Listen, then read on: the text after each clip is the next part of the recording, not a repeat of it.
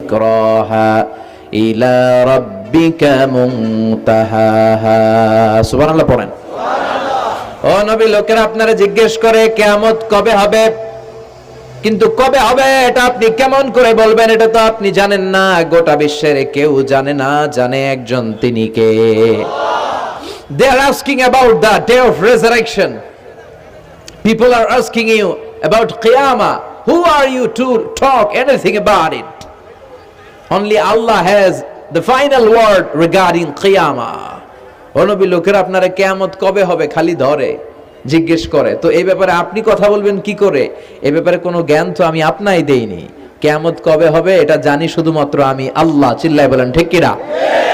বিশ্বনবী মক্কায় কিয়ামতের ঘোষণা দিলেন।